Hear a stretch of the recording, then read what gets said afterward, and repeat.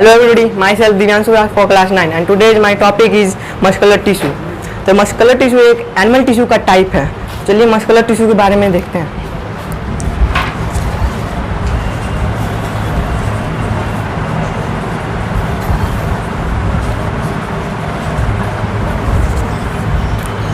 हमारी बॉडी में आप जितनी भी मसल देखोगे वो सभी मस्कुलर टिश्यू की ही बनी होती है. अब इसका इंपॉर्टेंट क्या है? हमारी बॉडी में इसका बहुत इंपॉर्टेंट है. पहले ये लोकोमोशन में हेल्प करती है, फिर उसके बाद मूवमेंट में हेल्प करती है.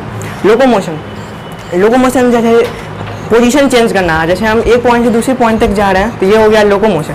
और मूवमेंट हमारे बॉडी का पार्टिकुलर पार्ट का मूव करना, जैसे हम अपने हाथ को मूव कर रहे हैं तो ये हो गया मूवमेंट. अब बात करते हैं मस्कुलर टिश्यू के बारे में और थोड़ा जान लेते हैं. Muscular tissue are composed of muscle cell और मसल फाइबर. ये मसल सेल और मसल फाइबर की बनी होती है. ठीक है. अब ये इलोंगेटेड एंड लार्ज साइज होती है. इसका शेप इलोंगेटेड और लार्ज साइज होता है. ठीक है. अब contractile protein present in muscle fibre. इसमें कॉन्ट्रेक्टाइल प्रोटीन प्रेजेंट होता है. कॉन्ट्रेक्टाइल प्रोटीन जैसे मूवमेंट ऑफ बॉडी का मूवमेंट मतलब करना. अब इसका 3 टाइप होता है. पहला स्केलेटन, दूसरा स्मूथ और तीसरा कार्डियक मसल. तो स्केलेटन मसल के बारे में जानते हैं.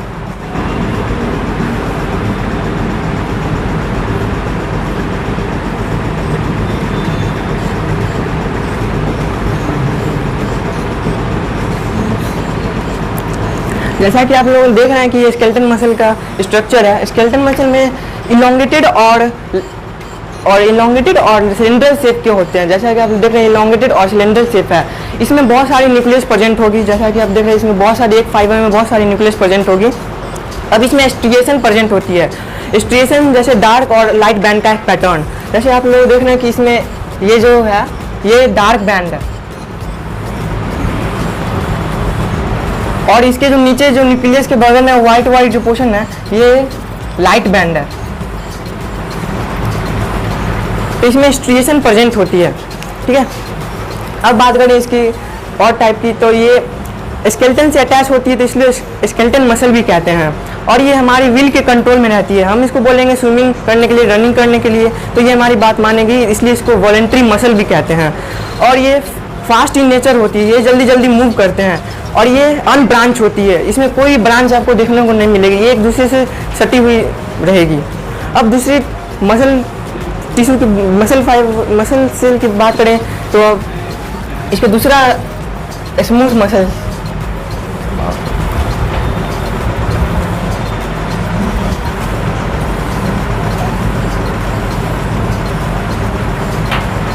दूसरा मसल सेल के बारे में बात करें तो ये स्पिंडल शेप होती है. मतलब बीच में फुली हुई और जैसे ये इन की तरफ जाएगी तो ये टैपरिंग हो जाएगी, मतलब बंद हो जाएगी. अब इसकी बात करें तो ये इसमें एक फाइबर में एक ही न्यूक्लियस रहेगी और वो सेंट्रली लोकेटेड रहेगी. अब इसमें बात करते हैं ये अनस्ट्रिएटेड मसल है. इसमें कोई भी स्ट्रिएशन प्रेजेंट नहीं है. Striation means alternate dark and light band का एक पैटर्न, जैसे कि हम स्केलेटन में देखने को मिला था, इसमें नहीं मिलेगी. अब ये अनब्रांच है. इसमें कोई भी ब्रांच आपको देखने को नहीं मिलेगी. एक दूसरे से इसमें सटी हुई है. अब बात करें ये इसमें विल के कंट्रोल में नहीं रहती. ये अपनी मर्जी से काम करती रहती है. अब बात करें इसकी आगे की तो ये प्रेजेंट होती है ब्रोंकाई, आइरिस, स्टोमेच, ईटीसी. इसमें प्रेजेंट होती है.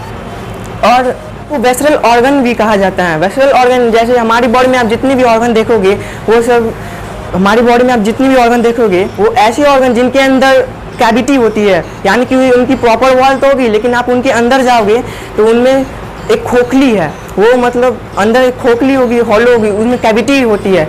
ऐसे ऑर्गन को हम लोग कहते हैं वेसरल ऑर्गन. और वेसरल ऑर्गन के वॉल पे प्रेजेंट होती है स्मूथ मसल सेल. अब बात करें इसकी जहाँ ये प्रेजेंट होती है जैसे ब्रोंकाई, स्टोमेच, तो ये मतलब थकती नहीं है जल्दी. तो ये थकती इसलिए नहीं क्योंकि आज हम इसको बोलेंगे कि जो तुम आज डाइजेशन करना बंद कर दो तो ये हमारी बात नहीं मानेगी.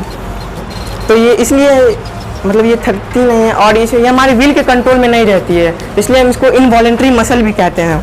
ठीक है. अब थर्ड मसल सेल की बात करें तो कार्डियक मसल.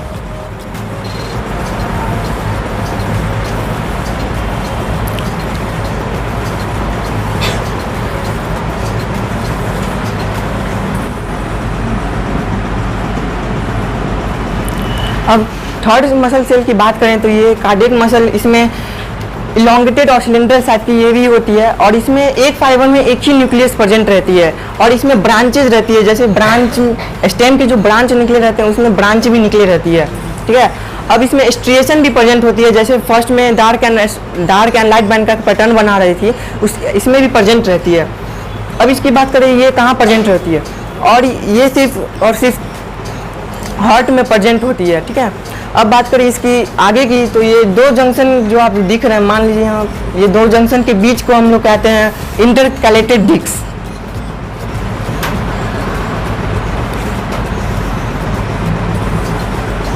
और ये हार्ट में प्रेजेंट होती है, तो हार्ट का काम है जो ब्लड पंपिंग करना, तो ये कॉन्ट्रैक्शन और रिलैक्शन भी करती है। तो थैंक यू।